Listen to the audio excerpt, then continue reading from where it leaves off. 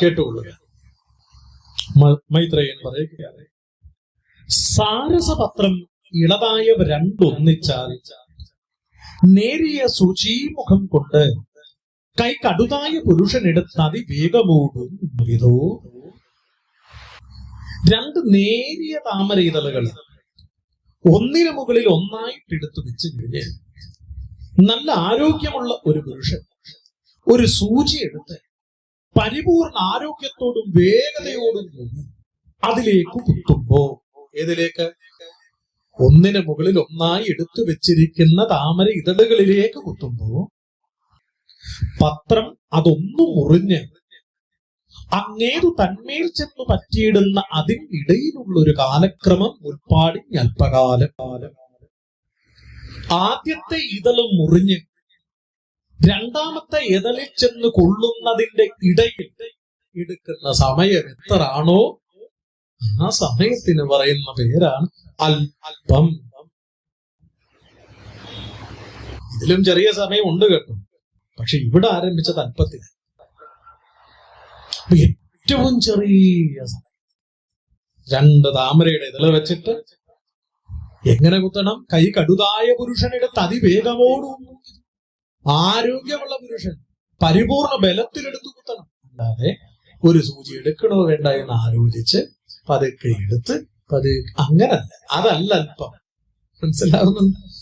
ആദ്യത്തെ ഇതള് മുറിഞ്ഞ് രണ്ടാമത്തെ ഇതളിന്റെ ഇടയിൽ ചെന്ന് പറ്റുന്നതിന്റെ ഇടയിൽ എടുക്കുന്ന സമയം എന്ന് പറഞ്ഞ് ഇതാണ് പ്രമാണം.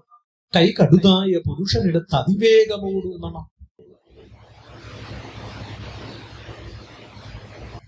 ആദ്യത്തെ ഇതള് മുറിഞ്ഞ് രണ്ടാമത്തെ ഇതളിൽ ചെന്ന് പറ്റുന്നതിനിടയിൽ എടുക്കുന്ന സമയം അല്പം. ഇതേ മുറുക്ക പിടിച്ചോണേ. ഇവിടുന്ന് ഇനി അങ്ങോട്ട് സമയം ഗണിക്കാൻ പോകുന്നു.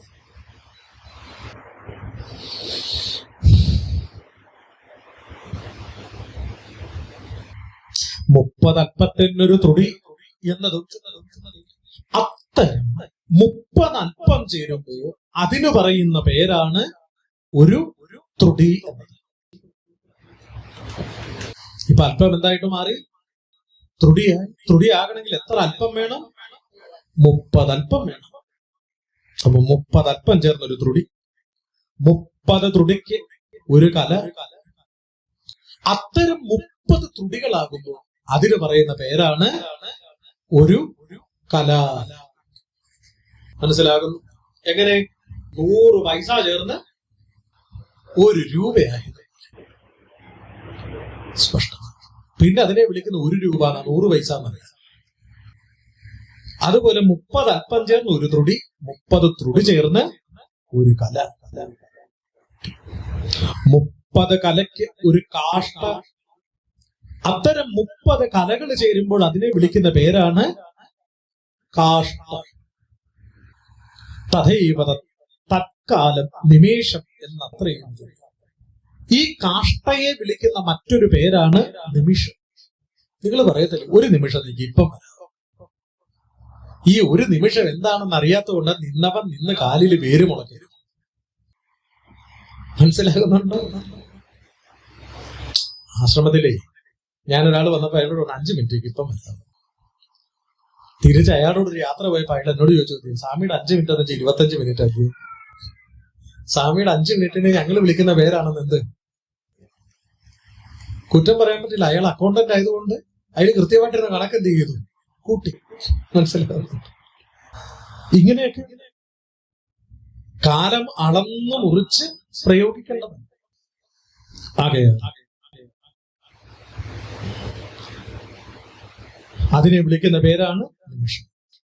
തക്ഷണം കരവിരൽ ഞൊടി എന്നതും ചുറ്റും. ഈ നിമിഷത്തെ തന്നെയാണ് എന്തെന്ന് വിളിക്കുന്നത്?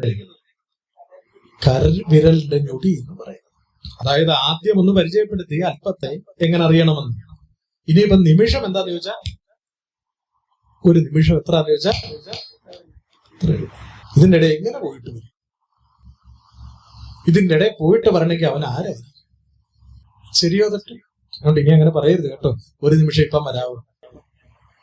മനസ്സിലാക്കണം. ഇത് ഭാഗവതം അറിയാത്തവൻ പറയുന്നത്. ഭാഗവതം പഠിച്ചിട്ടില്ലെങ്കിൽ കുഴപ്പമൊന്നുമില്ല, ഉപയോഗിക്കുന്നില്ലേ കുഴപ്പമൊന്നുമില്ല. ഒരു നിമിഷം എന്ന് പറഞ്ഞ് 10 മണിക്കൂർ കഴിഞ്ഞാലും കുഴപ്പമൊന്നുമില്ല. പക്ഷെ ഭാഗവതം കൈകാര്യം ചെയ്ത് സ്ഥിരം പാരായണമൊക്കെ ചെയ്യുന്നവരെ സംബന്ധിച്ച് ഈ നിമിഷം എന്ന് പറയുമ്പോൾ സൂക്ഷിച്ചു. ഇത്രയേ ഉള്ളൂ, ഒരു നിമിഷം. മനസ്സിലാകും. ഇതിനെ കരവിരൽ ഞൊടിയെന്നും ചെയ്യും, മാത്ര എന്നതും പറഞ്ഞിട. ഇതിനെ തന്നെ എന്തെന്നും പറയുന്നു? മാത്ര എന്നും പറയും. അപ്പൊ 30 കലയെ കാഷ്ടയെന്നും നിമിഷമെന്നും മാത്രയെന്നും വിരൽ ഞൊടിയെന്നും വിളിക്കുന്നു. മാത്ര 4, അതിനൊരു ഗണിതം. 4 മാത്ര ചേർന്നാൽ അതിനെ വിളിക്കുന്ന പേരാണ് ഒരു ഗണിതം. ഗണിതം അവണ്ണമേ 11 വീർപ്പ്. 11 ഗണിതങ്ങൾ ചേർന്നാൽ അതിന് പറയുന്ന പേരാണ് ഒരു വീർപ്പ്. വീർപ്പുകൾ അനുക്രമിക്കുന്നവ 6 താത്പര്യവശാൽ വിനാടിക ഒന്നായി വരും. 6 വീർപ്പ് ചേർന്നാൽ അതിനെ വിളിക്കുന്ന പേരാണ് ഒരു വിനാടിക എന്നത്. വിനാടികകൾ 60 സൂക്ഷ്മമായി ഒക്കുന്നേരം വരും ഘടിക. 60 വിനാടിക ചേരുമ്പോ അതിനെ വിളിക്കുന്ന പേരാണ് ഒരു ഘടിക എന്നത്. ഘടികകൾ 60 ആകുന്നേരം ഭാസ്കരൻ പ്രദക്ഷിണമെന്ന് അനുക്രമിക്കും. 60 ഘടികയാകുമ്പോൾ സൂര്യൻ ഒരു പ്രദക്ഷിണം പൂർത്തീകരിക്കും. സൂര്യൻ എവിടെയാ പ്രദക്ഷിണം ചെയ്യുന്നത്? വാനപർ നിലയനമായ മേരുവിനെയും മൂലമങ്ങ് അഖിലേശ ദേശികവാദം. സൂര്യൻ പ്രദക്ഷിണം ചെയ്യുമെന്ന് പറഞ്ഞു. സൂര്യൻ എവിടെ പ്രദക്ഷിണം ചെയ്തു? മേരുപർവ്വതത്തിന് ചുറ്റും ഒരു പ്രദക്ഷിണം സൂര്യൻ പൂർത്തീകരിക്കും. മനസ്സിലാകും. എത്ര നേരമെടുക്കുമ്പോ? 60 ഘടികയാകുമ്പോ സൂര്യൻ ഒരു പ്രദക്ഷിണം പൂർത്തീകരിക്കും. ഈ സൂര്യൻ ഒരു പ്രദക്ഷിണം പൂർത്തീകരിക്കുന്നു എന്നൊക്കെ പറഞ്ഞാൽ നമുക്ക് എങ്ങനെ മനസ്സിലാകുക? നമുക്ക് മനസ്സിലാക്കാൻ വേണ്ടി ഇതാ പറയുകയാണ്, ഇതിനെ മാനുഷർക്ക് അഹോരാത്രമായത്. സൂര്യന്റെ ഒരു പ്രദക്ഷിണം പൂർത്തീകരിക്കുക എന്ന് പറയുന്നതാണ് മനുഷ്യനെ സംബന്ധിച്ച് ഒരു ദിവസം, ഒരു രാത്രിയും ഒരു പകലും.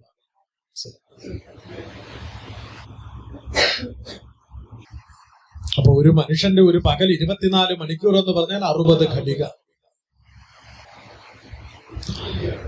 അതുതന്നെ മാനമുറ്റത് 15 വരും പക്ഷം.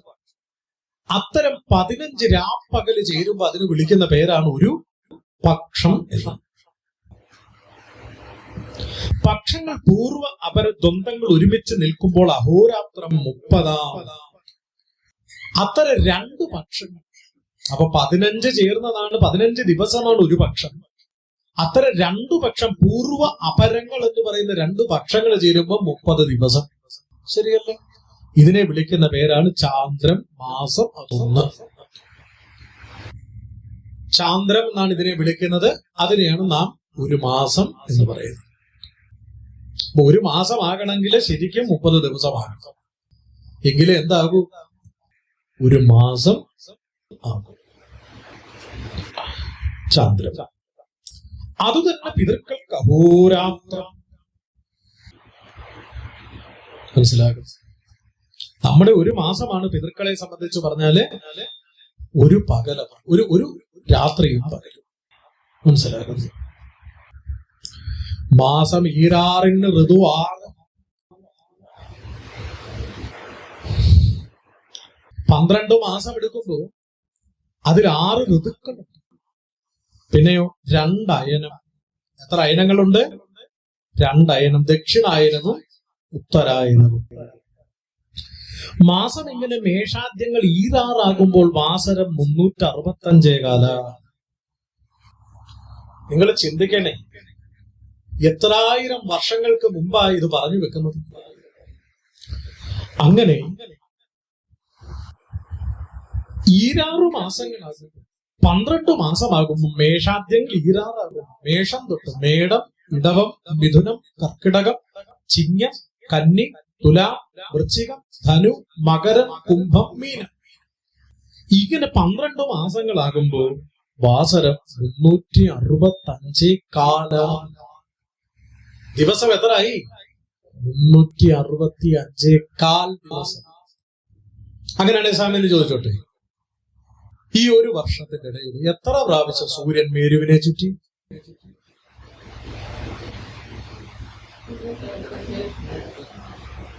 365 പ്രാവശ്യം ചുറ്റി. 1/4% കൂടെ ചുറ്റി. മനസ്സിലാകുന്നുണ്ടോ? വീണ്ടും അടുത്ത വർഷം പോകുമ്പോൾ വീണ്ടും 1 കാലും കൂടെ ചുറ്റി, പകുതിയായി. അതിന്റെ അടുത്ത വർഷം 3-ാം വർഷം പോകുമ്പോൾ വീണ്ടും 1 കാലും കൂടെ ചുറ്റി, 3/4ആയി. 4-ാമത്തെ വർഷമായപ്പോ അടുത്ത കാലും കൂടെ ചേർത്ത് 1 അതാണ് 4 വർഷം കൂടുമ്പോൾ 1 ദിവസം കൂടാൻ കാരണം. ഒരധിവർഷം വരുന്നതിന്റെ കാരണം അതാണ്. മനസ്സിലാകുന്നു? അപ്പൊ 365 ദിവസം എടുക്കുമ്പോ മനുഷ്യർക്ക് 1 വർഷം.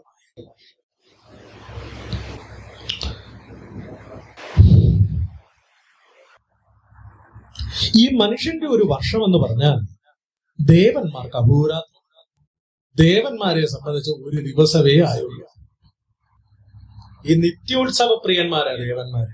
ദിവസ ഉത്സവം വേണം അവർക്ക്. അതുകൊണ്ട് ആ വർഷാവർഷം നമ്മൾ എന്ത് നടത്തുന്നത്? ഈ വർഷാവർഷം നമ്മുടെ കണക്കാണ്. നമ്മളെ സംബന്ധിച്ച് 1 വർഷം എന്ന് പറയുന്നത് ദേവനെ സംബന്ധിച്ച് 1 ദിവസമാണ്. മനസ്സിലാകും? അതുകൊണ്ട് ഈ വർഷത്തെ ഉത്സവം കഴിഞ്ഞു എന്ന് നമ്മൾ പറയും. ദേവനെ സംബന്ധിച്ചാൽ ഇന്നലെ ഉത്സവം കഴിഞ്ഞു. ദേവൻ എല്ലാ ദിവസവും കൊടിയേറ്റും, എല്ലാ ദിവസവും ആറാട്ടും. കാരണം എന്തുകൊണ്ട്? നമ്മുടെ 365 ദിവസം എന്ന് പറഞ്ഞ ദേവനെ സംബന്ധിച്ച് 1 വർഷം. മനസ്സിലാകുന്നുണ്ടോ? ആകയാൽ ദേവന്മാർക്ക് അഹോരാത്രം. മാനങ്ങൾ അവണ്ണം 300 ഒക്കും നേരം കേവലം ദേവാബ്ദം 1 വരും. അത്തരം 365 വർഷം ചേരുന്നു. നമ്മുടെ 365 വർഷമാകുമ്പോ ദേവന്മാരെ സംബന്ധിച്ച് പറഞ്ഞാൽ അവർക്ക് 1 വർഷം. നമ്മുടെ 365 വർഷമാകുമ്പോ ദേവന്മാർക്ക് എന്തായി? 1 വർഷമായി. മനസ്സിലാകും? ഭഗവാൻ ഇപ്പൊ ദേവന്മാര് പറയും കഴിഞ്ഞ വർഷത്തെ ഉത്സവത്തിന് അവരുണ്ടായിരുന്നു എന്ന് പറഞ്ഞ് എത്തുമായിരിക്കും. മനസ്സിലാകുന്നുണ്ട്? ആകയാൽ ഇതിനെയാണ് ദിവ്യവത്സരം എന്ന് ചൊല്ലുന്നത്. അറിഞ്ഞാൽ വിതുരരെ, ഈ ദേവന്മാരുടെ വർഷത്തെ പറയുന്ന പേരാണ് ദിവ്യവർഷം. ഇവിടം തൊട്ട് ആരംഭിക്കുകയാണ് ദിവ്യവർഷം. അങ്ങനെയുള്ള ദിവ്യവത്സരം 4800 നിന്നൊത്തിയിടും കൃതയുഗം. ഇപ്പൊ ദേവന്മാരുടെ 1 വർഷം എന്ന് പറഞ്ഞാൽ നമ്മുടെ 365 വർഷമാണെന്ന് പറഞ്ഞു. 1 വർഷം. അത്തരം ദേവന്മാരുടെ ദിവ്യവർഷത്തിന് 4800 ദിവ്യവർഷങ്ങളാകുമ്പോ അതിന് പറയുന്ന പേരാണ് കൃതയുഗം. ഇപ്പൊ ഒരു കൃതയുഗത്തിൽ എത്ര ദിവ്യവത്സരമുണ്ടെന്ന് ചോദിച്ചാൽ 4800 ദേവവർഷമാണ് ഒരു കൃതയുഗം. അത് മനുഷ്യന്റെ എത്രയാണെന്ന് ചിന്തിച്ചു നോക്കിയേ നിങ്ങൾ. അതേ ഗുണം 365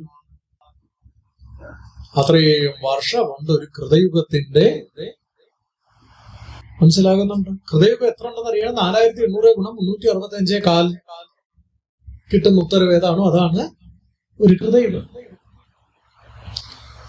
അന്യം 3600 ആകുന്ന പോലെ അന്യോന്യ മംഗല ഇഴും ത്രേതായുഗം. അടുത്തത് ത്രേതായുഗത്തെ കുറിച്ച് പറയുക. ത്രേതായുഗം എന്ന് പറഞ്ഞാൽ 3600 ദിവ്യവത്സരങ്ങൾ. 3600 ത്രേതായുഗത്തിന്റെ ആയുസ്. ഏത് ദിവ്യവത്സരമാണ്. അപ്പൊ അത് മനുഷ്യവർഷത്തിലോട്ട് മാറ്റാൻ എന്ത് ചെയ്യണം? 3600 ഗുണം 365. അപ്പൊ അതെന്തായി? മനുഷ്യവർഷമായി. ഇതാണ് ത്രേതായുഗം. ആ ത്രേതായുഗത്തില് രാമാവതാരം ഉണ്ടായത്. ഇപ്പൊ രാമാവതാരത്തിന്റെ കാലമൊക്കെ ചിന്തിച്ചു നോക്കണം കേട്ടോ. പിന്നെയോ പിന്നെ ഇത് 2400 ചെല്ലുന്നത് 3-ാം ദ്വാപരയുഗം. പിന്നീട് ദ്വാപരയുഗം, കൃഷ്ണാവതാരം നടന്ന കാലം. അത് ഗണിക്കുന്നത് എങ്ങനെയാണ്? 2400 ദിവ്യവത്സരം. അതായത് 2400 ഗുണം 365 എടുത്താൽ മനുഷ്യവർഷമായി. അത്രയും മനുഷ്യവർഷമാണ് ദ്വാപരയുഗത്തിന്റെ കാലം. നാലാമത്തേതോ 1200 അബ്ദം. കലിക. നാലാമത്തെ യുഗമാണ് കലിയുഗം. അത് 1200 ദിവ്യവർഷം. ഓർക്കാൻ എളുപ്പമായിട്ടു. കലിയുഗത്തിൽ നിന്ന് മുകളിലോട്ട് ഇരട്ടിപ്പിച്ചാൽ മതി. കലിയുഗം 1200 ദിവ്യവത്സരം, 2400 ദിവ്യവത്സരം ദ്വാപരയുഗം, അത് കഴിഞ്ഞ് 3600 ദിവ്യവത്സരം ഏതാണ്? ത്രേതായുഗം. അത് കഴിഞ്ഞ് വരുന്ന 4800 കൃതയുഗം. ഓർക്കാൻ എളുപ്പം. പക്ഷെ 1200 ഓർത്തു ഇല്ലെങ്കിൽ കുഴപ്പം. 1200 ഓർത്തിട്ട് പിന്നീട് എന്ത് ചെയ്താൽ മതി? 2 കൊണ്ട് കുടിച്ചു പോയാൽ മതി. മറക്കരുത്. ഇങ്ങനെ കാലം ഇങ്ങനെ 12000 ആകെ മൊത്തം ഒന്ന് കൂട്ടിയ 4800, 3600, 2400, 1200 കൂടെ കൂട്ടുമ്പോ എത്ര കിട്ടും? 12000. മനസ്സിലാകുന്നുണ്ട്? കൃത്യമായിട്ട് കൂട്ടണം കേട്ടോ. സ്വാമി താഴെ ഇരുന്ന് കൂട്ടിയപ്പോ കിട്ടിയത് മൊത്തം 12,500 കിട്ടി. പിന്നെ അപ്പുറത്തിരുന്ന ആളോട് ഞാൻ ചോദിച്ചിട്ട് മൊബൈലിൽ കൂട്ടിച്ച 12,000 ഉറപ്പിച്ചു. കൃത്യമായിട്ട് കൂട്ടണം. ആകെയാൽ കൃത്യമായിട്ട് കൂട്ടുമ്പോ എന്ത് കിട്ടുന്നു? 12,000 ദിവ്യാണ്ട്. അങ്ങനെ 12,000 ദിവ്യവർഷങ്ങൾ കഴിയുമ്പോൾ ഒത്തിടും ചതുര്യുഗകാലം. 4 യുഗങ്ങളും ചേർന്നപ്പോ കിട്ടിയതാണ് 12,000 ദിവ്യവർഷം. അത് മനുഷ്യവർഷം എത്ര? അതേ ഗുണം 365 കാലം. 12,000 365 കാലം ഗുണിച്ചാൽ മനുഷ്യവർഷം കിട്ടി. ശരിയല്ലേ? ആകെ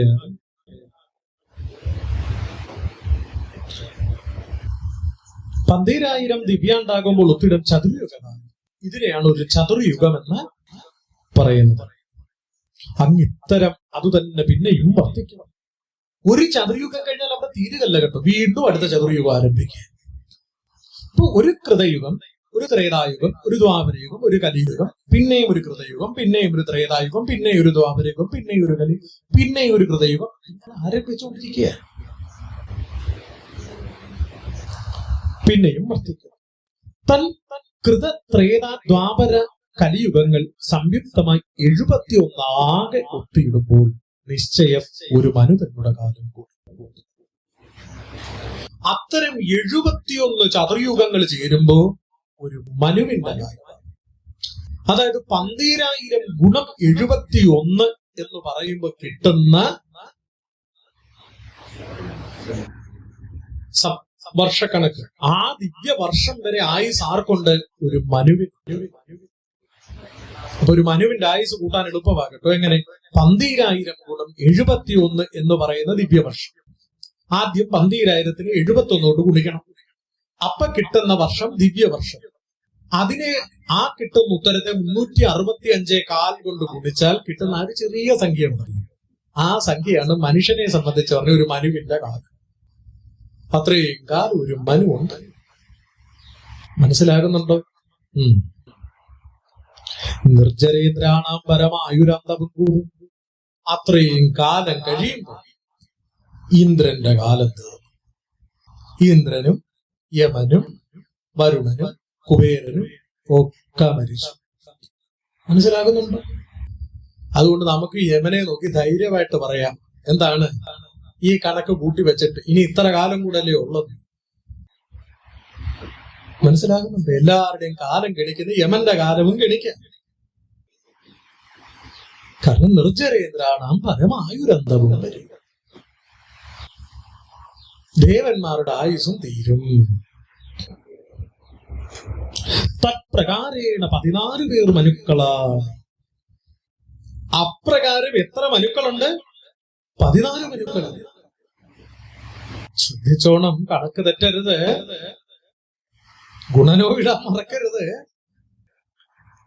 ശ്രദ്ധിക്കണം.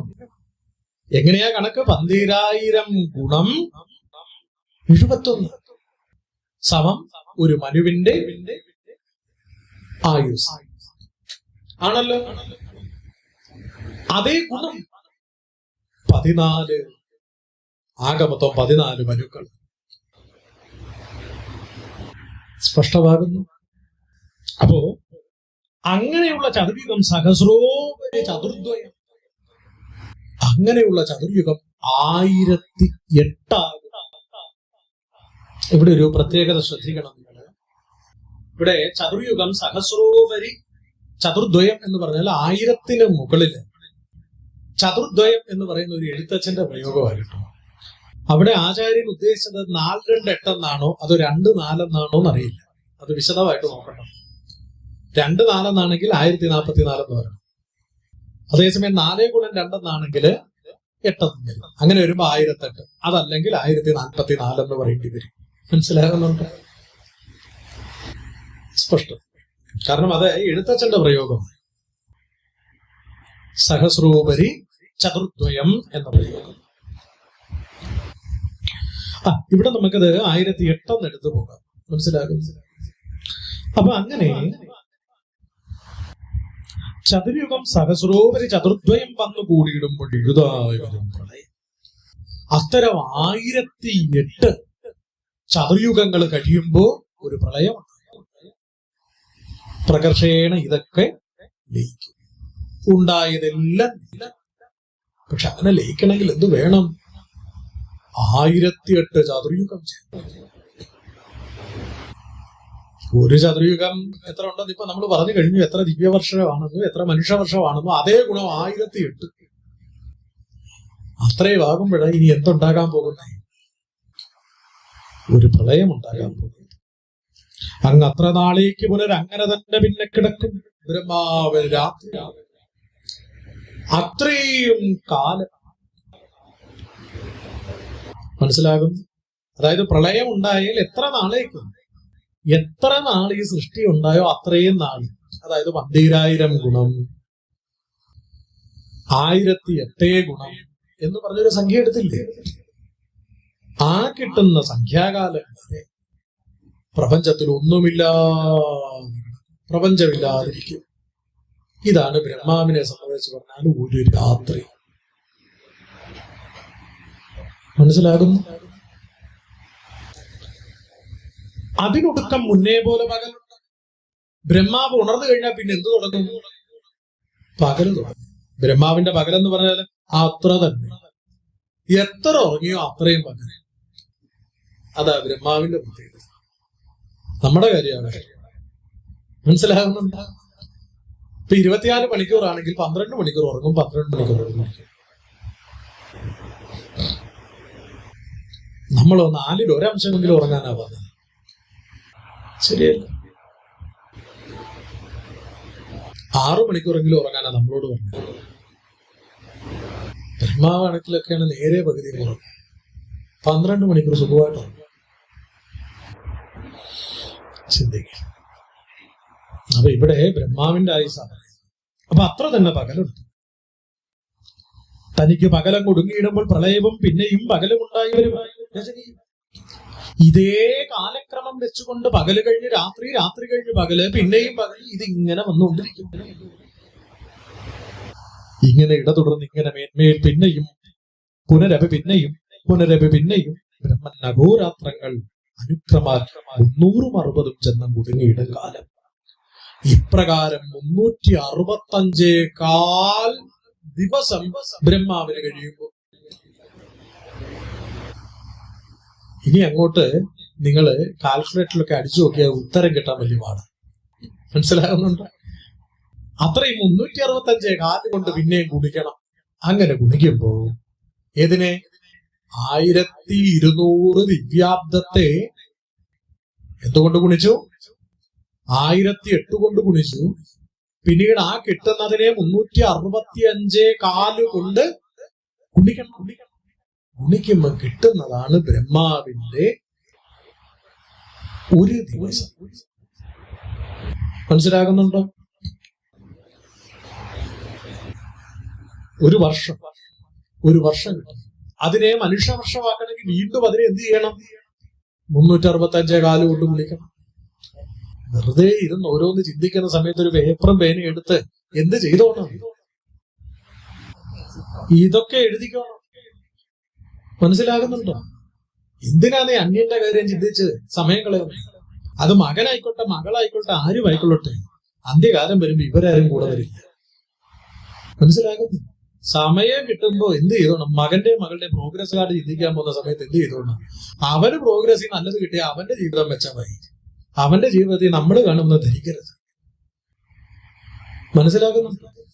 പറഞ്ഞു കൊടുക്കുക, കുഞ്ഞെ നല്ല മാർക്ക് മേടിച്ച് ജയിച്ച നിനക്ക് കൊണ്ടാകും. ഇതാണ് ഉപദേശം. അതിന്റെ അപ്പുറത്ത് കിടന്ന് കഷ്ടപ്പെടുന്നത് ഒന്നും എന്നല്ല. അതൊക്കെ അറിവില്ലാത്തവന്റെ ലക്ഷണം, അറിവുള്ളവന്റെ ലക്ഷണം അല്ല. സ്പഷ്ടമാകുന്നുണ്ട്? അതുകൊണ്ട് കിട്ടുന്ന സമയത്ത് ഇതൊക്കെ ചെയ്യാം. ഒരു പേപ്പറും പേനയും എടുക്കുക, ദൂരോട്ട് മാറി ഇരിക്കുക. എന്നിട്ട് എന്ത് ചെയ്യും? ആരെങ്കിലും ചോദിച്ചാൽ നമുക്ക് ധൈര്യമായിട്ട് പറയാം, എന്താണ് ബ്രഹ്മാവിന്റെ ആയുസ് കണ്ടുപിടിക്കുന്നത്? എത്ര എളുപ്പമായി. എല്ലാവർക്കും ആയുസ് ഗണിച്ചവന്റെ ആയുസ് നമ്മൾ എന്ത് ചെയ്യാണ്? നിർണയിക്കുക, ഉറപ്പിക്കുക. ശരിയല്ലേ? നോക്ക്. എന്നിട്ട് സ്വാമിയോട് പറയട്ടോ. പിന്നെ കണക്ക് കൂട്ടുമ്പോ തെറ്റിയിട്ട് സ്വാമി ഇങ്ങനെ വന്ന് പിടിച്ച് പറഞ്ഞേക്കുന്നത്. പിന്നെ സ്വാമി കണക്ക് കൂട്ടായിരിക്കില്ല. മനസ്സിലാകുന്നുണ്ട്? അങ്ങനെയൊക്കെ ഉണ്ട്. ആകയാൽ അങ്ങനെയുള്ള സംവത്സരങ്ങൾ ഒരു 120 എഴുതാം ഉള്ളതുമാം അന്തത്തിങ്കൽ ബ്രഹ്മായുസ് ഒടുങ്ങേടും. അത്തരം 120 വർഷം കഴിയുമ്പോ ബ്രഹ്മാവിന്റെ ആയുസ് തീർന്നു. ബ്രഹ്മാവും മരിക്കും. സ്പഷ്ടം. കണക്ക് കൂട്ടിക്കൂ. 1200 ഗുണം 12,000 ഗുണം 1008 ഗുണം 365 കാൽ ഗുണം 120. ബ്രഹ്മാവിന്റെ ആയുസായി. ധൈര്യമായിട്ട് ബ്രഹ്മാവിനോട് ഇത്രയും കാലമല്ലേ സൃഷ്ടിക്കത്തുള്ളൂ എന്ന് ധൈര്യമായിട്ട് ചോദിക്കുക. മനസ്സിലാകുന്നുണ്ട്? ഒരക്ഷരം പറയാതെ ബ്രഹ്മാവ് കേട്ടുകൊണ്ടിരിക്കും. കാരണം എന്താ? പരമസത്യം. ഇത്രയും കാലമേ ഉള്ളൂ ഈ പദവി. അത് കഴിഞ്ഞ ഒഴിയേണ്ട പദവി.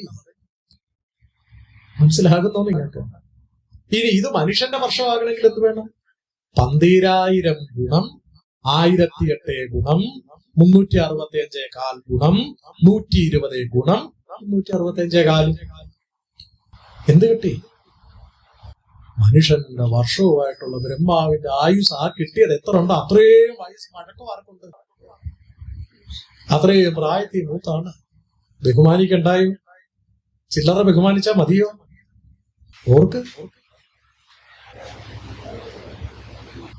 ഒരു കാര്യം ചെയ്തോണ്ട് എത്ര കാലം ഇരിക്കാൻ പറ്റും? സൃഷ്ടി തന്നെ ചെയ്തോണ്ട് ബ്രഹ്മാവ് എത്ര കാലമായിട്ടിരിക്കുക? മടുത്തിട്ടിട്ട് പോകാൻ പറ്റുമോ? പറ്റില്ല. കാരണം അത്രമേൽ പുണ്യം ചെയ്തു പോയി. ഈ പ്രപഞ്ചത്തിലിരുന്ന് ചെയ്യുന്നത് പുണ്യമായിക്കൊള്ളട്ടെ പാപമായിക്കൊള്ളട്ടെ മിശ്രമായിക്കൊള്ളട്ടെ അതനുഭവിച്ച് തന്നെ തീരണം. മനസ്സിലാകുന്നുണ്ടോ? ഈച്ചയായിട്ട് ജനിക്കാനുള്ള കർമ്മമാ ചെയ്തത്. ഈച്ചയായി. പക്ഷെ മധുരം കഴിക്കാനുള്ള യോഗ്യതയും കൂടി, ഒരുപാട് യോഗ്യതയും. എന്ത് ചെയ്യും? ഇവൻ ചെന്ന് എന്തോ ഇതിനകത്ത് വീഴും. പായസം തിളപ്പിച്ച് വെച്ച് വലിയ അണ്ടാവിനകത്ത് ഇത് വീഴും. മനസ്സിലാകുന്നുണ്ട്? വിരുദ്ധമായത് ഒരുമിച്ച് വന്നപ്പോ കണ്ടു. വർദ്ധിച്ച മധുരം നുകരാനുള്ള യോഗമുണ്ടായിരുന്നു. കൂട്ടത്തിൽ ഈച്ചയാകാനുള്ള യോഗമുണ്ടായിരുന്നു. മധുരം അനുഭവിച്ച് മരിക്കാനുള്ള യോഗമായിരുന്നു. ചെന്ന് വീണത് അടപ്രഥമൻ തിളപ്പിച്ച് വെച്ച വലിയ അണ്ടാവിനകത്ത് നിന്ന് വീണു. വലിയ പാത്രം. മനസ്സിലാകുന്നുണ്ട്? അതിനകത്ത് നിന്ന് വീണു. കർമ്മഫലം ഒരുമിച്ച് കിട്ടി.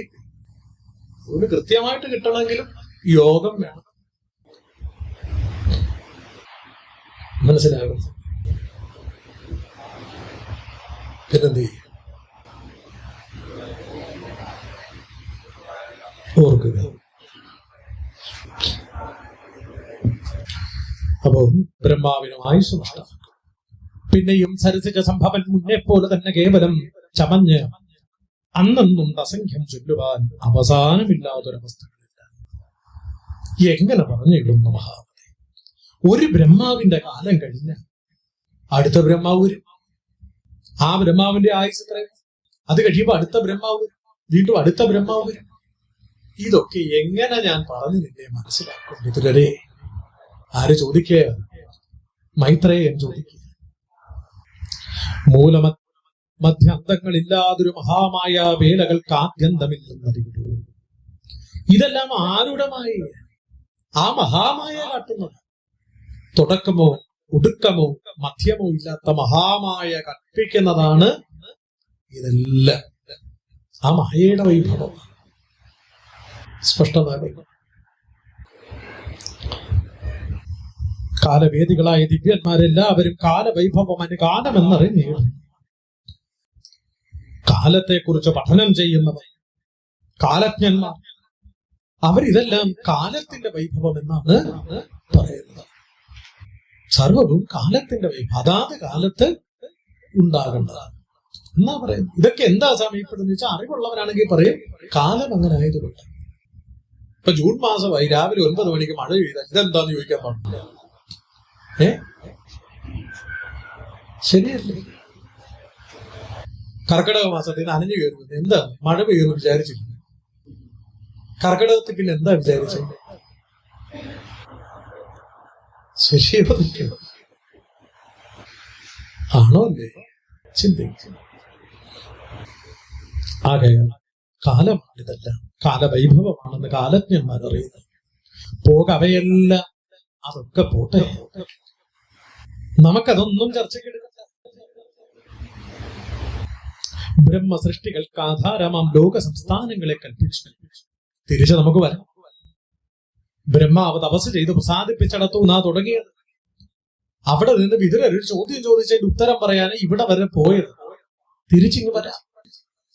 ബ്രഹ്മാവിന് അനുഗ്രഹത്തെയൊക്കെ കൊടുത്തിട്ട് ഈ ലോകങ്ങളെയെല്ലാം കൽപ്പിച്ച് ആ ലോകത്തിന്റെ പാലനത്തിന് മനുക്കളെയും ആര് നിയോഗിച്ചു?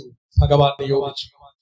എന്നിട്ട് ഭൂലോകസ്ഥാനെ നിയോഗിച്ചരുളിന ശേഷം അതിനുശേഷം ക്ഷോണിയെ പ്രളയാബ്ദി തന്നിൽ നിന്ന് ഉയർത്തുവാൻ ഘോണിയായി നാരായണൻ അബ്ദിയിൽ ഇരിഞ്ഞുടൻ അനന്തരം ഭൂമിയെ വീണ്ടെടുക്കാൻ വേണ്ടി, പ്രളയജലത്തിൽ ഉദ്ധരിക്കാൻ വേണ്ടി സകല ലോകങ്ങൾക്കും ആധാരഭൂതനായിരിക്കുന്ന ആ പരമാത്മാവ് നാരായണൻ പന്നിയായി അവതാരം ചെയ്ത് പ്രളയജലത്തിലേക്ക് ഇറങ്ങി ദാനവൻ തന്നെ കൊന്ന് ദീനയാം അബ്ദിയെ സ്ഥാനമംഗലം ദംഷ്ട്രാഗ്രേ ചേർത്ത് ദുഃഖിതയായ ആ ഭൂമിയെ തന്റെ തേറ്റമേൽ ഉയർത്തിക്കൊണ്ടുവന്ന് സ്വസ്ഥാനത്ത് ചേർത്ത് അരുളി ഭഗവാൻ. ഇത്രയും പറഞ്ഞിട്ട് മൈത്രേയൻ ഒരു നിമിഷം ഉണ്ടാകുന്നു. കേവലമേവം മൈത്രയുക്തികളെല്ലാം കേട്ടു ഭാവസമ്മോദത്തോട് ചോദിച്ചു വിതുരർ. ഇത് കേട്ടുടനെ വിതുരർക്ക് എന്തെന്നില്ലാത്ത ഒരു ഭാവം, ഒരു തൃപ്തി. അദ്ദേഹം ചോദിച്ചു, മുന്നം നാരായണൻ ഘോണിയായി അവനെത്താൻ ഉടൻ അസുരനെ കൊന്ന് വീണ്ട അവസ്ഥകൾ തീറുമാനരുൾ ചെയ്യുക. അങ്ങനെയാണെങ്കിൽ ഭഗവാൻ പന്നിയായി അവതാരം ചെയ്ത് ഭൂമിയെ വീണ്ടെടുത്ത കഥ എങ്ങനെയാണെന്ന് എനിക്ക് പറഞ്ഞത്.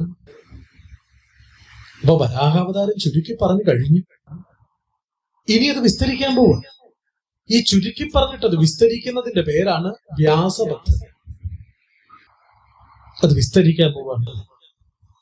ഇത് കേട്ട അകതാരിൽ തീർന്ന മൈത്രേയന് ആദരാ അരുൾ ചെയ്തു. ഇത് കേട്ട ഉടനെ മൈത്രേയ ഭഗവാൻ ആദരവോടെ പറയാൻ തുടങ്ങി. ഇനി ആദരവെന്ന് കേട്ടാൽ എന്താണെന്ന് മറക്കരുത് കേട്ടോ, പറയാൻ തുടങ്ങി. എങ്കിലോ കേട്ടാൽ അങ്ങനെയാണെങ്കിൽ അല്ലയോ വിതുരരെ നീ കേൾക്കുക. മുന്നം അങ്ങൊരു ദിനം പണ്ടൊരിക്കല് പങ്കജസഖൻ മറഞ്ഞിടുവാൻ തുടങ്ങുമ്പോൾ താമരയുടെ സുഹൃത്തായിരിക്കുന്ന സൂര്യൻ അസ്തമിക്കാൻ ആരംഭിച്ചു. താമരയുടെ സുഹൃത്ത് എന്ന് പറയാൻ കാരണം ഈ താമര വിരിയണമെങ്കിൽ ആര് വരണം? വേറെ ആര് വന്നാലും താമര വിരിയത്തില്ല. എത്ര കേമനാണെങ്കിലും താമര ഇടയ്ക്ക് കൊണ്ട് നിർത്തിയെന്ന് പറഞ്ഞാൽ ആര് വിരിയത്തില്ല? സൂര്യൻ വരാതെ താമര വിരിയില്ല. അതാണ് അവര് തമ്മിലുള്ള കൂട്ട്. സൂര്യൻ ഉള്ളത് വരെ താമര വിരിഞ്ഞ് നിൽക്കത്തുമില്ല. സൂര്യൻ പോയാൽ അപ്പം താമര കൂട്ടും. മനസ്സിലാകുന്നുണ്ട്? മറക്കരുത്. അതുകൊണ്ടാണ് അവര് കൂട്ടുകാരായത്. പങ്കജ സഖനായതാര്? സൂര്യൻ. ആ സൂര്യൻ അസ്തമിക്കാൻ തുടങ്ങിയപ്പോൾ സന്ധ്യോപാസനം ചെയ്ത് കശ്യപ പ്രജാപതി സന്ധ്യയെ വന്ദനം ചെയ്തു. സന്ധ്യാവന്ദനമൊക്കെ ചെയ്തു പ്രജാപതി കശ്യപൻ. ചന്തമായി ഇരിക്കുന്ന അളവ് സ്വസ്ഥമായിട്ടിരിക്കുമ്പോൾ അന്തികയെ ചെന്നാളുടൻ കാമപീഡിതയായ കാമിനി ദിതി അടുക്കലേക്ക് ചെന്നു. ആഗ്രഹം മനസ്സിൽ വെച്ചുകൊണ്ട് പത്നിയായിരിക്കുന്ന ദിതിദേവി മനസ്കാമ വേഗേന ഭർത്താവിനോട് അപേക്ഷിച്ചു. തന്റെ ഉള്ളിലുള്ള ആഗ്രഹം സാധിച്ചു തരാൻ വേണ്ടി തന്റെ ഭർത്താവിനോട് പറഞ്ഞു, ഇപ്പോഴും എനിക്കുള്ളിൽ ആഗ്രഹം വരും. ഈ സമയത്ത് എന്റെ മനസ്സിന് അങ്ങയോട് ചേരണം എന്നാണ് ആഗ്രഹം ഉണ്ടാകുന്നത്. മുൾപ്പാടി വണ്ണം ഒരു ദർപ്പമുണ്ടായില്ല. ഇതിനു മുൻപ് എന്റെ ഉള്ളിൽ ഇങ്ങനൊരു ചിന്ത ഉണ്ടായിട്ടില്ല. നിസ്ത്രഭമേവം പറഞ്ഞിടിന മനോജ്ഞയോട് ഒട്ടും ലജ്ജിക്കാതെ തന്റെ ഭർത്താവിനോട് ഇപ്രകാരം പറയുന്ന തന്റെ പത്നിയെ കണ്ടപ്പോൾ ഉൾത്താരിൽ വിചാരിച്ചു കശ്യപൻ താനും ചൊന്നു. തന്റെ ഉള്ളിൽ ചിന്തനം ചെയ്തിട്ട് കശ്യപൻ പറഞ്ഞു, എന്തടോ മനോഹരി, എന്താടോ ദിതി, നിൻ മനോഗതം എന്തൊരു കഷ്ടം. നിന്റെ ഉള്ളിൽ എന്തായി ഇങ്ങനെ ഒരു ചിന്തയുണ്ടാകാൻ കാരണം? ഇത് കഷ്ടമല്ലേ? പത്നി ഭർത്താവിനോട് ചേരുക എന്ന് പറയുന്നതിലോ ഭർത്താവ് പത്നിയോട് ചേരുക എന്ന് പറയുന്നതിലോ യാതൊരു വിധമായിരിക്കുന്ന ദോഷവും ആരോപിക്കാൻ ആരാലും സാധ്യം അല്ല. അത് ധർമ്മമാണ്. പക്ഷെ എന്തൊരു പ്രവൃത്തിയും ധർമ്മമോ അധർമ്മമോ ആകുന്നത് ദേശകാലവുമായിട്ട് ബന്ധപ്പെടുന്നു. അതാരായാലും എവിടെ ചെയ്യുന്നു, ഏത് കാലത്ത് ചെയ്യുന്നു എന്നതിന് പ്രാധാന്യമാണ്. മനസ്സിലാക്കും. ദേശകാലം നോക്കി വേണം ചെയ്യാൻ.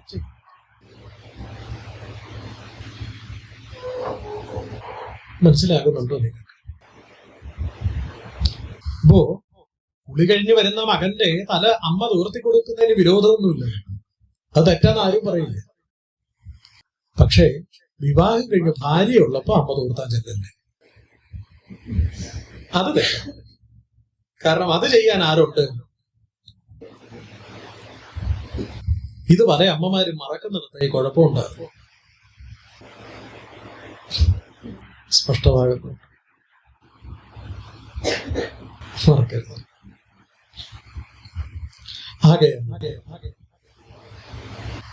എന്തടോ മനോഹരി നിൻ മനോഗതം, ഇതമെന്തൊരു കഷ്ടം. കുറഞ്ഞൊന്നുള്ളിൽ ക്ഷമിയാതെ എന്തേ നിന്റെ ഉള്ളിലെ ക്ഷമയുണ്ടാകാതെ പോകുന്നു. സന്ധ്യാവേളയിൽ ഇക്കൂട്ട അനാചാരങ്ങളെ ചിന്തിച്ചിടരുത് എന്ന് നീ അറിയാഞ്ഞല്ലോ. ഇത് സന്ധ്യാസമയമാണ്. സന്ധ്യാസമയ സന്ധ്യാവന്ദനത്തിനുള്ളതാണെന്നും അറിയാത്തവളല്ലോ നീ. ഈ തെറ്റും ശരിയും എടുക്കുമ്പോൾ ആര് ചെയ്തതാ തെറ്റെന്ന് നോക്കും നമ്മളെപ്പോഴും. അറിവ് കൂടുന്തോറും ചെയ്യുന്ന തെറ്റിന്റെ ശിക്ഷയുടെ അളവ് കൂടും. ശരിയല്ല? 5 വയസ്സ് പ്രായമുള്ള ഒരു കുഞ്ഞൊരു കഷണ്ടി ഉള്ളത് അതിൽ ഒരു കല്ലെടുത്ത് കഴിഞ്ഞു. അതുപോലാണോ 50 വയസ്സുള്ളവൻ എടുത്തെറിഞ്ഞാൽ? ചിന്തിക്ക്. 5 വയസ്സുള്ള കുഞ്ഞിനെ നമ്മൾ വിളിച്ചു ഒന്ന് ശകാരിക്കേണ്ട, മക്കളെ ഇനി മേലെ ഇങ്ങനെ ചെയ്യരുത്. ഇതുപോലാണ് 50 വയസ്സുള്ള ആളടിക്ക് ചെന്നിട്ട് പറയും, ചേട്ടാ ഇനി ഇങ്ങനെ ചെയ്യരുത് കേട്ടോ. ചെയ്തത് ഒരേ കാര്യം. അറിവ് എത്ര ഉണ്ടെന്നുള്ളത് വെച്ച് 5 വയസ്സുകാരന്റെ അറിവല്ല 50 വയസ്സുകാരൻ ഉണ്ടാകേണ്ടത്. മനസ്സിലാകുന്നുണ്ടോ? മറക്കരുത്. അതെ, ഇപ്രകാരം ചെയ്യാൻ പാടില്ലെന്ന് അറിയാത്തതല്ലോ, കുറഞ്ഞൊന്ന് ക്ഷമിക്കണം എന്നിങ്ങനെ പലവരും ചേൽക്കണ്ണാൽ തന്നോടനുസരിച്ചു വാത്സല്യം. പല പ്രാവശ്യം തന്റെ പത്നിയോടുള്ള വാത്സല്യം കൊണ്ട് ഇത് ബോധിപ്പിച്ചു കൊടുത്തു. എന്നാൽ അത് കേളാതെ മുതിർന്നുടൻ ആശ്ലേഷിച്ചു. എന്ന് തന്റെ ഭർത്താവ് പറഞ്ഞത് കൂട്ടാക്കാതെ ദിതി തന്റെ ഭർത്താവിനോട് ചേർന്നു. അതിന്റെ ഫലമായിട്ട് ഗർഭവും അവൾക്ക് ഉത്ഭവിച്ചു. ദിതി ദേവി കശ്യപനിൽ നിന്ന് ഗർഭം ധരിച്ചു. അപ്പോൾ അത് പുഴുതർഭകനുടെ ക്രൂരും ക്രൂരമാം തേജോമയാൽ ദിക്കെങ്ങും ഘോരാകാരം. ദിതി ദേവി ഗർഭം ധരിച്ച നിമിഷം മുതൽ ദിക്കൊക്കെ ഭയപ്പെടുത്താൻ തുടങ്ങി. ആരെ ഭയപ്പെടുത്താൻ തുടങ്ങി? ദിഗ്ദേവന്മാരെ ഭയപ്പെടുത്താൻ തുടങ്ങി. കിഴക്കിന്റെ ദേവനാണ് ഇന്ദ്രൻ. ഇന്ദ്രന് പെട്ടെന്നൊരു ഭയം അവിടെ ഇരിക്കാൻ. തെക്കിന്റെ ദേവനായി യമൻ ഒരു ഭയം എവിടെ ഇരിക്കാൻ? തെക്ക് ദിക്കിലിരിക്കാൻ. അകാരണമായൊരു ഭയം ഉണ്ടാകും. മനസ്സിലാകുന്നുണ്ടോ? ഇതിന്റെ കാരണം എന്താണെന്ന് ആർക്കും മനസ്സിലാകുന്നില്ല. ഇന്ദ്രനും യമനും വരുണനും നിര്യതിക്കും ഒന്നും മനസ്സിലാകുന്നില്ല. ആകയാൽ ഭയം ഉൾക്കൊണ്ട് ദേവാദികൾ പുഷ്കരോദ്ഭവരോട് ചോദിച്ചു. താമരപ്പൂ വിജനിച്ച ബ്രഹ്മാവിന്റെ അടുക്കലേക്ക് ചെന്നു. കാരണമുണ്ട്. ആയുസ് എടുക്കുമ്പോഴേ ഏറ്റവും കൂടിയ ആയുസ് ആരുടേതാ? ഏറ്റവും കൂടുതൽ പുണ്യം ചെയ്തവനും ആരാ? അതുകൊണ്ടാ ചെന്നത്. ഇപ്പൊ ബ്രഹ്മാവിന്റെ അടുക്കൽ ചെന്നു. ഏറ്റവും അറിവുള്ള ആളും ബ്രഹ്മാവ്. കാരണം ഭഗവാനെ സാക്ഷാത്കരിച്ചവരാണ്. ആ ബ്രഹ്മാവിന്റെ അടുക്കൽ ചെന്നിട്ട് ചോദിച്ചു, ഇതിൻ മൂലം ഇക്കാലം എന്തൊന്നരുൾ ചെയ്യണം. എന്താ ഈ കാലം ഇങ്ങനെ ദിക്കായ ദിക്കൊക്കെ ഇങ്ങനെ ഭയപ്പെടുത്താനുള്ള കാരണം എന്താണെന്ന് എന്നോട് പറഞ്ഞു തരണമെന്ന് എന്ന് ഈ വണ്ണം കേട്ടുടൻ അവരോട് ബ്രഹ്മാവ് ചിരിച്ചു. അവരെ നോക്കി ബ്രഹ്മാവ് പുഞ്ചിരിച്ചു. ഈ ബ്രഹ്മാവ് ചിരിച്ചു എന്ന് പറഞ്ഞാൽ അതിന്റെ അർത്ഥം എന്താ? മറ്റുള്ളവരൊക്കെ ഭയക്കുന്നു, ബ്രഹ്മാവ് ചിരിക്കുന്നു. ഈ ഭയം എപ്പോഴാ ഉണ്ടാകുന്നത്? നിങ്ങൾ ചിന്തിച്ചിട്ടുണ്ടോ? ഭയം എന്ത് ചെയ്യുന്ന ഉണ്ടാകുന്നത്? എല്ലാവർക്കും എന്തിനെങ്കിലുമൊക്കെ ഭയമാണ്. ചിലർക്ക് ഇരുട്ട് പേടിയ. ശരിയല്ല? ഇപ്പോ സാധാരണക്കാരന് ഇരുട്ട് പേടിയുമ്പോ കള്ളനെ വിളിച്ച പേടി. അങ്ങനെയൊക്കെ ഓരോരുത്തർക്ക് പേടി ഓരോന്നേ. ചിലർക്ക് സർപ്പത്തെ ഭയം, ചിലർക്ക് സിംഹത്തെ ഭയം, ചിലർക്ക് ഭാര്യയെ പേടി, ചിലർക്ക് ഭർത്താവിനെ പേടി, ചിലർക്ക് മക്കളെ പേടി, ചിലർക്കും അച്ഛനമ്മമാരെ പേടി.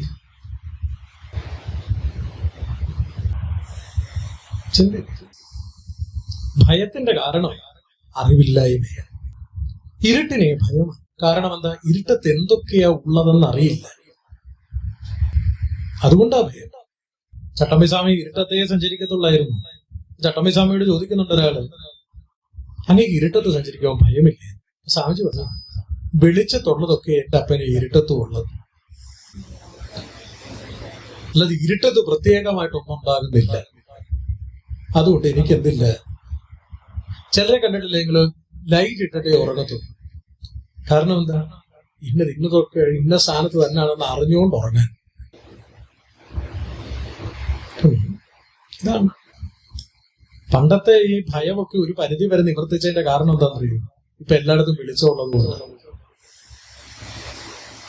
ഭയം പാമ്പിനെ അറിയാത്തത് കൊണ്ടാ പാമ്പിനെ ഭയം.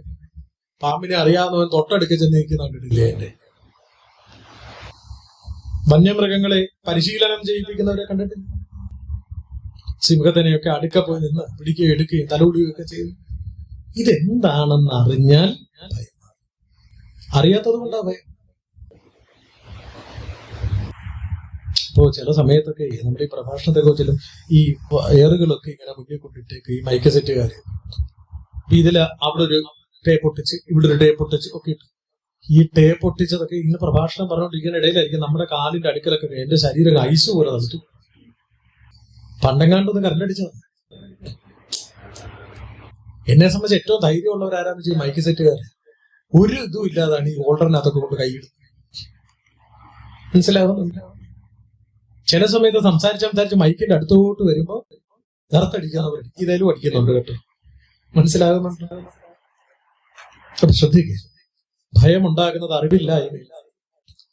ബ്രഹ്മാവിന് ഭയമുണ്ടാകുന്നില്ല എന്ന് പറഞ്ഞാൽ ഈ ദിക്കൊക്കെ ഇങ്ങനെ ഘോരാകാരമാകുന്നതിന്റെ കാരണം ആർക്കറിയാം? ബ്രഹ്മാവിനറിയാം. ബ്രഹ്മാവ് പറയുന്നു, പണ്ടൊരു ദിനം സനകാദികൾ മുകുന്ദനെ കണ്ടു വന്ദിപ്പാനെങ്കു വൈകുണ്ഠത്തിങ്കൽ ചെന്നത്. പണ്ടൊരിക്കല് സനകാദി മഹർഷിമാർ ഭഗവാൻ വിഷ്ണുവിനെ കണ്ടു വന്ദനം ചെയ്യുന്നതിന് വേണ്ടി വൈകുണ്ഠ ലോകത്തിലേക്ക് ചെന്നു. അങ്ങനെ ചെന്നപ്പോൾ താൻ ഗോപുരദ്വാരാധികെ നിന്നുടൻ തടുത്തു ജയനും വിജയനും. ഗോപുരദ്വാരത്തിൽ വെച്ച് ജയവിജയന്മാരെന്ത് ചെയ്തു? തടഞ്ഞു. താപസ ശാപത്താലെ ദാനവന്മാരായി വരും. ആ താപസന്മാരുടെ ശാപത്തിന്റെ ഫലമായിട്ട് ഇവർ ദാനവന്മാരായി ജനിക്കും. ശ്രീപതി വധിച്ച് സായുജ്യം നൽകും. ലക്ഷ്മിപതിയായിരിക്കുന്ന ഭഗവാൻ അവരെ വധം ചെയ്ത് അവർക്ക് സായുജ്യം നൽകും. കേവലം അവർ വന്ന് ദിതിതൻ ഗർഭത്തിങ്കൽ ആവിർഭൂതന്മാരാവാൻ ആരംഭിച്ചു. ആ ജയവിജയന്മാരാണ് ഇന്ന് ദിതിദേവിയുടെ ഗർഭത്തിൽ നിന്ന് ജനിക്കാൻ തയ്യാറായിട്ട് നിൽക്കുന്നത്. ഘോരന്മാരുടെ തേജസ് ആയതി കാണായി വന്നത്. ആ ഘോരന്മാരുടെ തേജസ്സാണ് ഇന്ന് ഈ ദിക്കിനെയെല്ലാം ഭയപ്പെടുത്തുന്നത്. ആരുമില്ല അവരോട് നേരെ നിൽപ്പതിന്. അവരോട് നേരെ നിന്ന് ജയിക്കാൻ ഈ ത്രിഭുവനത്തിൽ ആരുമില്ല. മാധവൻ ജഗത്പതി താൻ അവരുടെ കൊല്ലും. ലക്ഷ്മിപതിയായ ഭഗവാൻ തന്നെ അവരെ എന്ത് ചെയ്തു കൊള്ളും? കൊല്ലും. ബാധകൾ നമുക്കേതുമില്ല. അതുകൊണ്ട് അത് ചിന്തിച്ച് നമുക്കൊരു അല്ലൽ ഇല്ല. പോയാൽ നിങ്ങൾ സ്വസ്ഥമായി പോയിക്കൊള്ളുക. സാദരം ബ്രഹ്മാവ് അരുൾ ചെയ്ത ദീവണ്ണം കേട്ടു മോദേന തത്തൽസ്ഥാനം പ്രാപിച്ചവർ. ബ്രഹ്മാവ് അരുളി ചെയ്ത് കൊടുത്തതെല്ലാം കേട്ട് സന്തോഷത്തോടെ ഈ ദേവന്മാർ എന്ത് ചെയ്തു? അവരവരുടെ സ്ഥാനങ്ങളിലേക്ക് പോയി. ദാനവ പ്രവരനാം ഹിരണ്യകശിപുവും മാനിയാം ഹിരണ്യാക്ഷൻ താനും അങ്ങതുകാലം ജാതരായി. അങ്ങനെ ദാനവപ്രവരന്മാരായി ഹിരണ്യകശിപവും ഹിരണ്യാക്ഷനും ജനിച്ചു. ജാതരായി അപ്പോൾ കണ്ട ദുർനിമിത്തങ്ങൾ ചൊല്ലുവാൻ ഏതുമേ നമ്മാൽ ഇവര് ജനിച്ച സമയത്തുണ്ടായ ദുർനിമിത്തങ്ങൾ പറഞ്ഞറിയിക്കുക ആരാലും സാധ്യമല്ല. മനസ്സിലാകുന്നുണ്ട്? മറക്കരുത്. ഈ ഋഷികേശില് പഠിക്കാൻ പോയ സമയത്ത് ഞാനൊരു സ്വാമിയുടെ അടുക്കൽ ഇങ്ങനെ ഇരിക്കുക. അദ്ദേഹത്തിന്റെ അടുക്കൽ ഞങ്ങൾ ആശ്രമത്തിൽ ഇങ്ങനെ ഓരോ കാര്യങ്ങൾ സംസാരിച്ചുകൊണ്ടിരിക്കുമ്പോൾ ഭയങ്കര ഒരു ഇടിവിട്ട്. മനസ്സിലാകുന്നു? അപ്പൊ ആ സ്വാമി പെട്ടെന്ന് എന്നോട് പറയാം, ഏതോ ദുഷ്ടൻ എവിടെയോ ജനിച്ചത്. മനസ്സിലാകുന്നുണ്ട്? ഏതോ ദുഷ്ടൻ എവിടെയോ ജനിച്ചത് അറിയിച്ചതാണ് ആര്? പ്രകൃതി. അതാ പറഞ്ഞത്, ഘോരന്മാരുടെ തേജസ്സി കാണായി വന്നായി. അവര് ജനിച്ച സമയത്തുണ്ടായ ദുർനിമിത്തം അല്ലയോ വിതുരരെ, എങ്ങനെ നിന്നോട് ഞാൻ പറഞ്ഞറിയിക്കും? അത്ര വലിയ ദുർനിമിത്തങ്ങളാ ഉണ്ടായത്. ആകയാൽ വേഗേന വളർന്നു അതിമുഷ്കരന്മാരായി അവർ വേഗം വളരാൻ. അതങ്ങനെ ഈ പ്രപഞ്ചത്തിന്റെ ഒരു പ്രത്യേക സ്വഭാവം കിട്ടും. നമ്മൾ എന്തെങ്കിലും ഒരു സാധനം നടണം, ഉണ്ടായി വന്ന് കാണണം എന്ന് പറഞ്ഞ് നടന്ന അതായിരിക്കത്തില്ല മുളച്ചു വരുന്നത്. പെട്ടെന്ന് കുറെ വിത്തൊക്കെ ഒന്ന് ഭാഗ്യം നോക്കി, പയറിന്റെ അതിന്റെ മുളയ്ക്കുന്നത് വേറെ വലുത് അതിന്റെ ഒട്ടിക്കുന്നത് ആണോ അല്ലേ? കരുത്തൊറ്റ് കയറി വരുന്നത്. ഇതിന്റെ കാരണം എന്താണ്? പ്രകൃതിയുടെ സ്വഭാവമാണ്. നല്ലതൊക്കെ സാവകാശമേ മുളയ്ക്കും. മനസ്സിലാകുന്നു? ആകയാൽ ഭാഗവതാഠ്യന്മാരെ ദേഷ്യജനതിന് ഈ ദുഷ്ടനാരാ ശിഷ്ടനാരാന്ന് എങ്ങനെ അറിയാം? ഭാഗവതന്മാരെ ദ്വേഷിക്കുന്നവരൊക്കെ ദുഷ്ടന്മാര്. ഭാഗവതനാര്?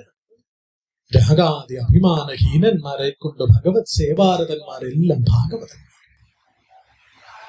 പ്രഭാതം മുതൽ അസ്തമനം വരെ ഭാഗവതം പാരായണം ചെയ്തത് കൊണ്ട് ഒരാൾ ഭാഗവതനാകില്ല.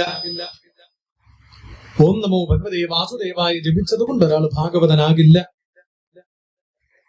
രാഗാദി അഭിമാനമില്ലാതെ ഇഷ്ട അനിഷ്ടങ്ങളില്ലാതെ ഈശ്വര സേവ ചെയ്തു പോരുന്നവരാണ് ആര്? ഭാഗവതന്മാർ. അങ്ങനെയുള്ള ഭാഗവതന്മാരെ ഉപദ്രവിക്കുന്നവരാരാണ്? അവരാണ് ദുഷ്ടന്മാർ. ഭാഗവതന്മാരെ ദ്വേഷിച്ചു. വാരിജാസനൻ തന്നെ സേവിച്ചാർ വേണ്ടും വണ്ണം പാരാതെ തങ്ങൾക്കുള്ള വരങ്ങളും വീരന്മാർ വലിച്ചു. അനന്തരം ബ്രഹ്മാവിന്റെ സേവ ചെയ്ത് ബ്രഹ്മാവിനെ പ്രസാദിപ്പിച്ച് അവരവർക്ക് വേണ്ടതായിരിക്കുന്ന വരങ്ങളൊക്കെ മേടിച്ചെടുത്തു. 7 ലോകങ്ങളും വീറോട് ജയിച്ചു. 14 ലോകവും ജയിച്ചു. ഏകശാസനയാലെ മാരാരി മുരഹരന്മാർ ആദിനാഥന്മാരെ പേരാരും പറയുമ്പോൾ അരുത് എന്നാണ്. അത്രമാത്രം ഏകശാസനം പുറപ്പെടുവിച്ചു. താൻ പറയുന്നതേ ഇവിടെ നടക്കാവൂ എന്നുള്ള ശാസന 14 ലോകത്തും പ്രചരിപ്പിച്ചു. മഹാദേവന്റെയോ വിഷ്ണു ഭഗവാന്റെയോ പേരുകൾ ആരെങ്കിലും പറയുമ്പോൾ അരുത് എന്ന് വിലക്കി. ഇതൊക്കെ ദുഷ്ടന്മാരുടെ ലക്ഷണമാണ്. ഇനി പിന്നെയോ പാരാതെ തിരുനാമം ആരാനും ചൊല്ലിയിടുകിൽ പാരതിൽ അവരുടേതല്ലാതെ അരുത്. ഇനി ആരുടെയെങ്കിലും നാമം ജപിക്കണമെന്ന് നിർബന്ധമുണ്ടെങ്കിൽ എന്റെ നാമം ജപിച്ചു കൊള്ളാം. ഇങ്ങനെ എത്ര ഹിരണ്യകശിപവും ഹിരണ്യാക്ഷനും ഇന്നും ഉണ്ടെന്നറിയാം. ഗുരുവേഷമൊക്കെ പൂണ്ട് ഇങ്ങനെ ഇരിക്കും. എന്നിട്ട് നാമമൊക്കെ എന്നെ ജപിച്ചോളാൻ നിങ്ങൾ പ്രചരിപ്പിക്കും. മനസ്സിലാകും? വിഷ്ണു സഹസ്രാമം ജപിക്കുമ്പോ എന്റെ പടം വെച്ച് ജപിച്ചോ, ഞാനാണ് വിഷ്ണു. ലളിതാ സഹസ്രാമം ജപിക്കുമ്പോ എന്റെ പടം വെച്ച് ജപിച്ചുകൊള്ളണം, ഞാനാണ് ലളിത എന്നൊക്കെ അങ്ങ് പ്രേരിപ്പിക്കും. മനസ്സിലാകും? ശിഷ്യൻ ചിലപ്പോ അറിവില്ലായ്മ കൊണ്ടോ അല്ലെ ശിഷ്യനെ സംബന്ധിച്ച് ഗുരു ഈശ്വരനോ ആയിരിക്കാം എന്നല്ല, ആകണം എന്നാണ്. ആ അർത്ഥത്തിലാണ് ശിഷ്യൻ ഗുരുവിനെ ഈശ്വരനായി കണ്ടുകൊണ്ട് എന്ത് ചെയ്തത്? ഇപ്രകാരം ചെയ്ത വേദമന്ത്രങ്ങളൊക്കെ ഉച്ചരിച്ചത്. പക്ഷെ ഗുരുവായിരിക്കുന്ന ഒരു ബോധം വേണ്ടേ? വേണോ വേണ്ട? ഇപ്പൊ എന്റെ ശിഷ്യൻ എന്നെ ഗുരുവായി കാണുന്നു, അവൻ എന്നെ ഈശ്വരനായി കണ്ടുകൊണ്ട് വെച്ച് വിഷ്ണു സഹസ്രനാമം ചൊല്ലി അർച്ചന ചെയ്യുമ്പോൾ ശിഷ്യന്റെ കുഴപ്പമല്ല, ശിഷ്യന്റെ ഭാവം അങ്ങനെ ആയതുകൊണ്ട്. പക്ഷെ ഗുരുവാകുന്ന ഞാൻ എന്ത് ചെയ്യണം? ശിഷ്യനെ ഉപദേശിക്കണം. സഹസ്രനാമം വിഷ്ണു സഹസ്രനാമം കൊണ്ട് വിഷ്ണുവിനെയാണ് ആരാധിക്കേണ്ടത്. ആണോ അല്ലയോ? ഇത് പറഞ്ഞു കൊടുക്കാൻ മടിക്കുന്ന ഗുരുക്കന്മാരെല്ലാവരും ഒക്കും ആരോട്? ദിതിയുടെ പുത്രന്മാരോട് എന്നേ പറയാൻ പറ്റൂ. മനസ്സിലാകും. അതുകൊണ്ട് എന്റെ നാമം മാത്രമേ ജപിക്കാവൂ എന്ന് പ്രചരിപ്പിച്ചു. അങ്ങനെ ആകെ അടക്കി ജഗത്രയം വന്നു. അങ്ങനെ ഹിരണ്യാക്ഷൻ നാനാ ദിഗ്വിജയാർത്ഥം അങ്ങുതാനൊരു ഗതാപാണിയായി. ദിഗ്വിജയം ചെയ്യുന്നതിന് വേണ്ടി ഹിരണ്യാക്ഷൻ ഒരു ഗതയൊക്കെ കയ്യിൽ ധരിച്ചുകൊണ്ട് ഇങ്ങനെ മതം കൊണ്ട് സഞ്ചരിച്ചിരിക്കാം. വർദ്ധിച്ച ഗർവോട് ഇങ്ങനെ സഞ്ചരിക്കുന്ന കാലം അങ്ങോട്ടിങ്ങോട്ട് എല്ലാവരും ഭയം അങ്ങോട്ടിങ്ങോട്ട് ഓടാൻ തുടങ്ങി. കാരണം ബ്രഹ്മാവ് ആദ്യമേ പറഞ്ഞു, മാനം നടിച്ച് ചെന്ന് എതിരിടരുത്, അവരോട് നേരെ നിൽക്കാൻ ആരുമില്ലെന്ന് ബ്രഹ്മാവ് പറഞ്ഞു. ആ കാരണം കൊണ്ട് എല്ലാവരും ഓടി ഒളിക്കാൻ തുടങ്ങി. അർണവൻ തന്നെ ചെന്നങ്ങിറങ്ങി തിമിർപ്പോടെ വർദ്ധിച്ച ഗർഭോടെ എവിടോട്ട് ചെന്നിറങ്ങി അർണവത്തിലോട്ട്. കാരണം ഹിരണ്യാക്ഷൻ തനിക്കെതിരെ ആരെങ്കിലും ഉണ്ടോ എന്ന് നോക്കിയാ പോയത്. ആരും ഒടുക്കം ചെന്ന് നോക്കിയപ്പോ തനിക്കെതിരെ വരുന്നത് കടലിലെ തിര മാത്രമാണ്. അപ്പൊ തിരകളെ കണ്ടുകൊണ്ട് ഇത് തന്റെ ശത്രുവാണെന്ന് ധരിച്ച്, ദേവന്മാരാണെന്ന് ധരിച്ച് ആ തിരകളെ തന്റെ കയ്യിൽ നിന്ന് ഗത കൊണ്ട് എന്ത് ചെയ്യാൻ തുടങ്ങി? പ്രഹരിക്കാൻ. ഓരോ തിരയും ഗത കൊണ്ട് അടിക്കുമ്പോൾ അത് ചിതറുമ്പോൾ ഹിരണ്യാക്ഷൻ സന്തോഷം. കാരണം അത്രയും സൈന്യത്തെ താൻ നശിപ്പിച്ചു. മനസ്സിലാകുന്നില്ല. വീണ്ടും അടുത്ത തിര വരുന്ന കാണുമ്പോൾ വീണ്ടും എന്താണ്? അടുത്ത പക്ഷം സൈന്യം വരുന്നു. അങ്ങനെ ഗത കൊണ്ട് അങ്ങോട്ട് ഇങ്ങോട്ട് തല്ലി തകർത്തുടൻ ചെന്നവ അതിഭീതനായി ഓടി ഒളിച്ചു ചെന്ന് പാശിയും മധുവൈരിയോട് അവസ്ഥകൾ சொன்னത്. ഈ കാഴ്ച കണ്ടിട്ട് സമുദ്രത്തിന്റെ ദേവനായ വരുണന് ഭയമുണ്ടാകാൻ തുടങ്ങി. കാരണം എന്തുകൊണ്ട്? നേരെ ഇവൻ ഇറങ്ങി വരുന്നത് എങ്ങോട്ടാ? സമുദ്ര ലോകം, തന്റെ ലോകത്തിലോട്ടാ വരുന്നത്. ഇവൻ കാണാതെ ഭയന്ന് ഒളിച്ച് ഓടി ഭഗവാനോട് തന്റെ സങ്കടങ്ങളെല്ലാം അത് പറഞ്ഞു. വരുണൻ പറഞ്ഞു. അതികോപം പൂണ്ടു മാധവൻ ലക്ഷ്മീപതിയായ ഭഗവാൻ വർദ്ധിച്ച കോപത്തോടെ പന്നിയായ അരവിന്ദ സംഭവ നാസാരന്ദ്രൻ തന്നിൽ നിന്ന് അവതരിച്ചന്വേഷിച്ചു.